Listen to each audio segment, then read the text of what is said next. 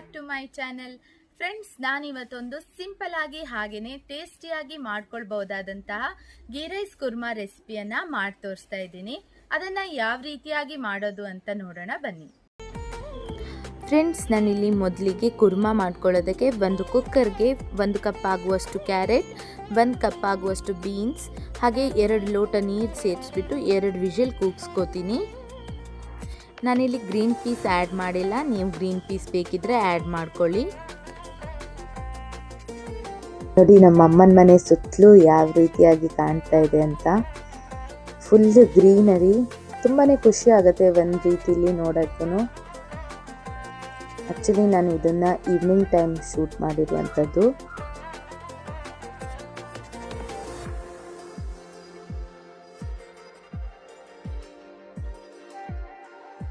ಹಳ್ಳಿ ವಾತಾವರಣನೇ ಚಂದ ಅಂತಾರಲ್ವ, ಹಾಗೆಯೇ ಇವಾಗ ಇಲ್ಲಿ ಕುಕ್ಕರ್ ವಿಷಿಲ್ ಬಂದಿದೆ.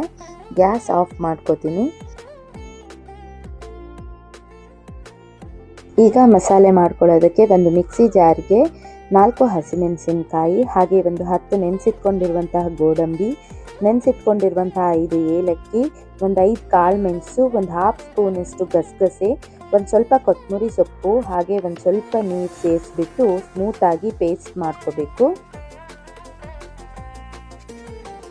ಈಗ ಒಂದು ಕುಕ್ಕರ್ಗೆ 1 ಸ್ಪೂನಷ್ಟು ಆಯಿಲ್ ಹಾಕೋಬೇಕು. ನಂತರ ಅದಕ್ಕೆ ರುಬ್ಬಿಟ್ಕೊಂಡಿರುವಂತಹ ಮಿಶ್ರಣ ಸೇರಿಸಿ ಕುದಿ ಬಂದ ಮೇಲೆ ಬೇಯಿಸಿಟ್ಕೊಂಡಿರುವಂತಹ ತರಕಾರಿಗಳನ್ನು ಆ್ಯಡ್ ಮಾಡ್ಕೋಬೇಕು.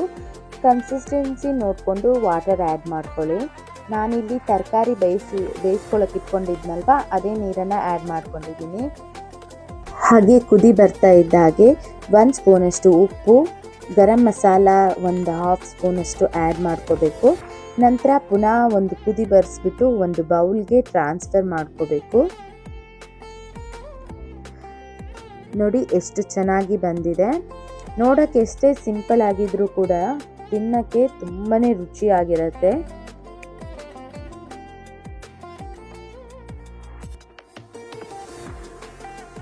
ಗೀ ರೈಸ್ ಮಾಡ್ಕೊಳ್ಳೋದಕ್ಕೆ ಸ್ಪೈಸಸ್ಗಳನ್ನೆಲ್ಲ ತೆಗೆದಿಟ್ಕೊಂಡಿದ್ದೀನಿ. ಈಗ ಒಂದು ಕುಕ್ಕರ್ಗೆ 4 ಸ್ಪೂನ್ ಆಗುವಷ್ಟು ತುಪ್ಪ, ಒಂದು 3 ತುಂಡು ಚಕ್ಕೆ, 2 ಪಲಾವ್ ಎಲೆ, 4 ಲವಂಗ, 2 ಏಲಕ್ಕಿ, 10 ದ್ರಾಕ್ಷಿ, 10 ಕಟ್ ಮಾಡ್ಕೊಂಡು ಇಟ್ಕೊಂಡಿರುವಂತಹ ಗೋಡಂಬಿ, 1 ಚಕ್ರ ಮೊಗ್ಗು ಸೇರಿಸ್ಬಿಟ್ಟು ಫ್ರೈ ಮಾಡ್ಕೋಬೇಕು.